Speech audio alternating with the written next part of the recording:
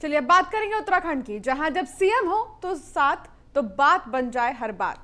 जी हां, इसी थीम के साथ आज से राज्य के मुख्यमंत्री पुष्कर सिंह धामी युवाओं के साथ वर्चुअल संवाद करने जा रहे हैं। मुख्यमंत्री युवाओं से रोजगार, स्वरोजगार के साथ साथ बेहतर भविष्य की संभावनाओं पर भी बात करेंगे। मुख्यमंत्री युवाओं से फीडबैक लेंगे कि राज्य सरकार और क्या बेहतर प्रयास करे जिससे युवाओं को रोजगार के साथ दूसरे देश प्रदेश छोड़ वापस उत्तराखंड लौटने के लिए उचित माहौल मिले। तो युवाओं से बातचीत करेंगे पुष्कर सिंह धामी और इसके साथ ही वो ये जानने की कोशिश करेंगे कि आखिर शिक्षा के स्तर को और भी ज्यादा कितना मजबूत करने की जरूरत है कि जो छात्र हैं वो बाहर ना जाकर उत्तराखंड में ही अपनी पढ़ाई पूरी करें। तो राज्य सरकार को अपना प्लान भी शेयर करना है। इसमें युवाओं के साथ वो संवाद जब करेंगे तो अपने प्लान के बारे में भी बताएंगे। युवा सीएम साथ तो बन जाए बात, इसी थीम के साथ इस संवाद की शुरुआत होगी। रोजगार, स्वरोजगार की पूरी होगी मुराद।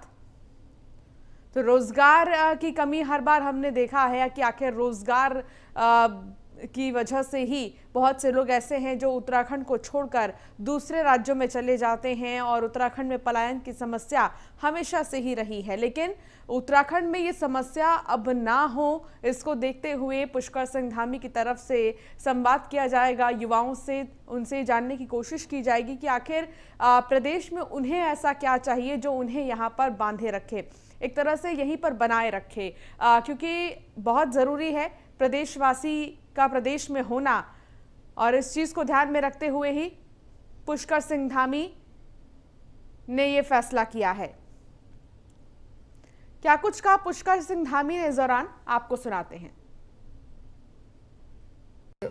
हमने सब नौजवान युवाओं के उनके प्रोत्साहन के लिए कि वो सब नौजवान युवा उत्साह से और काम करें, समाज के जिस क्षेत्र में भी जाएं उस क्षेत्रों में जो है अपना नाम रोशन करें, आगे बढ़ें। उसके लिए हम लोग ये एक प्रोत्साहन के लिए कर रहे हैं। तो क्या हमने सब नौजवान युवाओं के उनके प्रोत्साहन के लिए कि सब नौजवान युवा उत्साह से और काम करें, समाज के जिस क्षेत्र में भी जाएं उस क्षेत्रों में जो है अपना नाम रोशन करें, आगे बढ़ें। उसके लिए हम लोग ये एक प्रोत्साहन। और सुदीप जैन हमारे विशेष संवाददाता हमारे साथ जुड़ गए हैं। सुदीप, जिस तरीके से मुख्यमंत्री अब युवाओं से बातचीत करेंगे, संवाद करेंगे, ऐसे में ये कहा जा सकता है कि सबसे ज्यादा चिंता इस बार मुख्यमंत्री को शिक्षा की भी है और बेरोजगारी जिस तरीके से चरम पर है उत्तराखंड में उसको लेकर भी है, और पलायन की समस्या जो न जाने कब से उत्तराखंड में रही है इसकी भी जो चिंता है वो मुख्यमंत्री को है और इसी पर काम किया जाएगा। जी देखिए, बात बिल्कुल सही है। इसी कड़ी में आज एक नया प्रयोग किया जा रहा है। जब युवा सीएम है साथ तो चिंता की क्या है बात। मुख्यमंत्री युवाओं से संवाद करेंगे, मुख्यमंत्री युवाओं से समझेंगे कि आखिर वो दूसरे प्रदेश क्यों जाते हैं। उत्तराखंड में विशेषकर उनके अपने जिले में, यानी जिस क्षेत्र का, जिस जिले का, जिस तहसील का युवा रहने वाला है वहीं सरकार क्या स्थितियां डेवलप करे, चाहे नीतियां बेहतर हो, रोजगार के आयाम कैसे बने, स्वरोजगार कैसे बेहतर, इस पर सरकार कैसे काम करे, इस पर सरकार का फोकस रहेगा।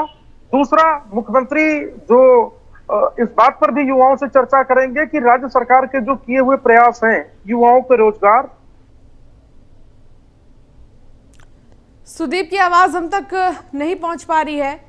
हालांकि जिस तरीके से वो कह रहे थे कि तमाम ऐसी चीजें हैं जिन पर फोकस रहेगा मुख्यमंत्री का, और वो जब संवाद भी करेंगे युवाओं से तो उसके बारे में जिक्र जरूर करेंगे। तो आपको बता दें कि मुख्यमंत्री पुष्कर सिंह धामी जब से मुख्यमंत्री बने हैं शिक्षा को उन्होंने सबसे पहले प्रायोरिटी दी है, और शिक्षा को प्रायोरिटी देने की वजह से ही युवाओं में एक अलग ही तरह का जोश है। सुदीप हमारे साथ क्योंकि एक बार फिर जुड़ गए हैं। सुदीप, बहुत बड़ी समस्या उत्तराखंड में तो पलायन की ही रही है। हमने ये देखा है कि कोई भी सिचुएशन हो उत्तराखंड में पलायन की समस्या कभी खत्म नहीं हुई है। बहुत सारे लोग उत्तराखंड को छोड़कर अन्य राज्यों में जाते हैं, चाहे वो जॉब के लिए हो, चाहे वो पढ़ाई के लिए हो। अब इस पलायन की समस्या को रोकने के लिए क्या रणनीति तैयार की गई है?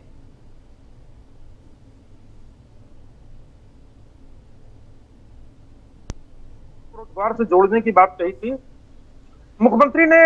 बैठक में इस बात पर विशेष फोकस किया था कि बैंक लोन के प्रोसेस को टरकाए ना, टाले ना, मौके पर निस्तारण हो, इसीलिए जिलों में ही कैंप लगेगा। अगर किसी के 2-4 कागज कम भी हैं तो एक दिन का इंतजार करके उसके कागज पूर्ण करके उसे लोन दिया जाए ताकि युवा अपने गांव में, अपने घर में स्वरोजगार कर सके।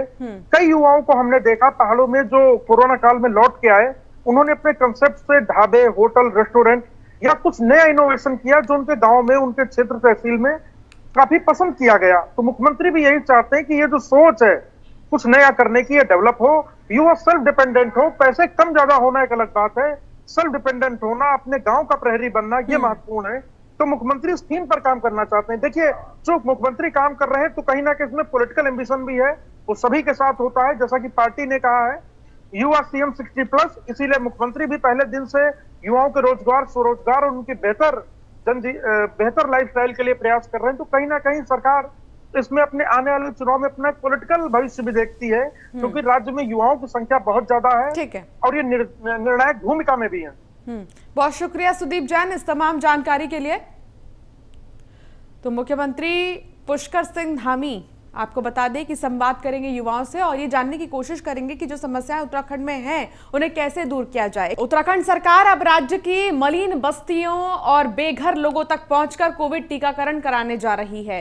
सीएम पुष्कर सिंह धामी, स्वास्थ्य मंत्री धन सिंह रावत ने राजधानी के सहस्त्रधारा रोड पहुंचकर सड़क किनारे रहने वाले बगाड़ियों, जिन्हें लोहार भी कहा जाता है, उनको राशन किट वितरण करने के साथ ही कोविड वैक्सीनेशन के लिए एम्बुलेंस वाहन को प्रतीकात्मक रूप से रवाना किया है। सीएम ने कहा कि हर जरूरतमंद तक सरकार स्वयं पहुंचकर अपनी सेवाएं देने के लिए प्रयासरत है। इसी प्रकार की सहायता हमारी तरफ से होगी और हम लोग जो है सब लोग प्रयास करेंगे, लोगों के घरों तक जाएंगे।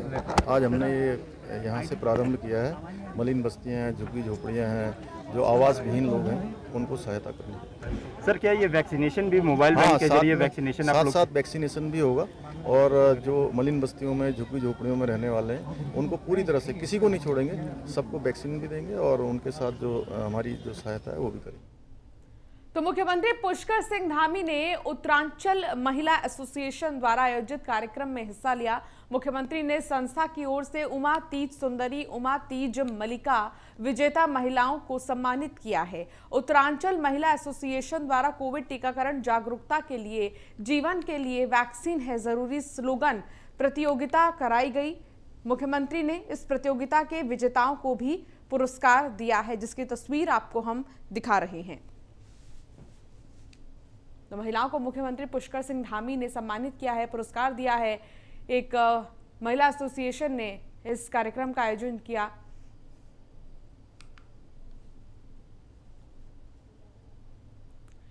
तो बीजेपी के राष्ट्रीय अध्यक्ष डॉक्टर जेपी नड्डा का उत्तराखंड दौरा तय हो गया है। जेपी नड्डा 20 और 21 अगस्त को उत्तराखंड में रहेंगे। पार्टी राष्ट्रीय अध्यक्ष का देहरादून प्रवास के साथ साथ हल्द्वानी का भी प्रोग्राम बना है और आपको बता दें कि इसके बाद जेपी नड्डा 2 दिनों के दौरे पर देहरादून के साथ हल्द्वानी में भी प्रवास कर सकते हैं।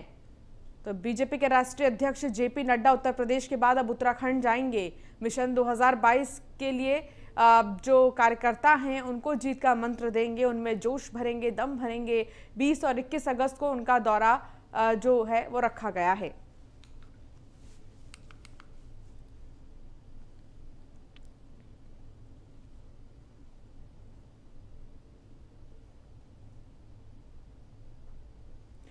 हल्द्वानी में कांग्रेस नेता सुमित हृदेश ने महिला चिकित्सालय पहुंचकर आशा कार्यकर्ताओं के धरने को समर्थन दिया है। लगभग 1 हफ्ते से अपने मासिक वेतन सहित कई मांगों को लेकर आशा कार्यकर्ता धरने पर बैठी हैं। कांग्रेस नेता ने आशा वर्कर्स का समर्थन करते हुए फ्रंटलाइन कोरोना वॉरियर्स आशाओं का कोरोना जैसी विपरीत परिस्थितियों में लगन, मेहनत और सेवा भाव से काम करने के लिए सभी का आभार व्यक्त किया है। उन्होंने कहा कि स्वास्थ्य सेवाओं के बुनियादी ढांचे को आशा कार्यकर्ताओं के काम से मजबूती मिली है और सरकार का ये फर्ज है कि आशा कार्यकर्ताओं के काम का सम्मान करें और उन्हें उचित मासिक वेतन दें।